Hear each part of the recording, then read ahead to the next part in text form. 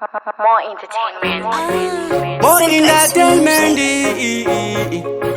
Patina. Batejo. Careful. Penyu watire urara mori tighty. Penyu wacho uri tighty. Ndete seko kutisi right. Ndete seko kutisi right. Ndoto chama kwa muri almighty. Ndoto chama kwa muri almighty. Penyu wacho uru kutoda mafighty. Ndete seko ndise puro maneti. Paka sunga sunungurai. Konirira ramo gafurai. Indiri chenchi zikondo kudai. Soka zangu cheni sai. Paka sunga sunungurai. Konirira ramo gafurai. Indiri chenchi zikondo kudai. Na matu wangu ka mfe.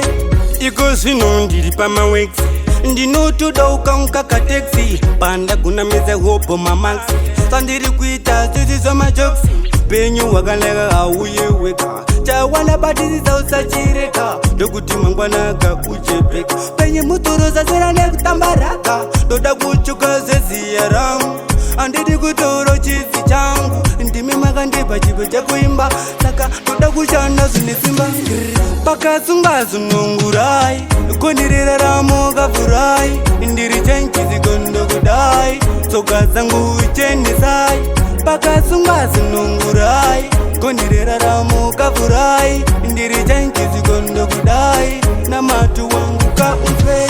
Ndinoto do life iripo. Ndinoto da kukanda opo masko. Tandisinga demo life ika iwo. Saka mondi chengeteza sama opo. Ndinoto shura kukwetua mbinga. Andidi kutera awa vanopinga. Tandisinga dika kubata mishonga. Andidi marekwe ndera kunganga. Paka sunga sunungurai. Konirira ramo gafurai. Indiri chenchi zikondo kudai. Soka zangu cheni sai. Paka sunga sunungurai. Konirira ramo gafurai. Indiri chenchi zikondo kudai. Na matu wangu ka umfe. Iko sino ndiri pama wexi. Ndinoto dauka nkaka taxi. Panda kuna meze hopo mamaxi. Sandiri kuita sisi soma jokesi. Penyu wakalega auye weka. Chawana batisi za usachireka. Dokuti mangwanaka uchepeka. Penye muturo za sera nekutambaraka. Doda kuchuka zezi ya rangu. Andidi kutoro chizi changu. Ndimi makandipa chipo cha kuimba. Saka doda kuchana sunisimba. Paka sunga sunungurai.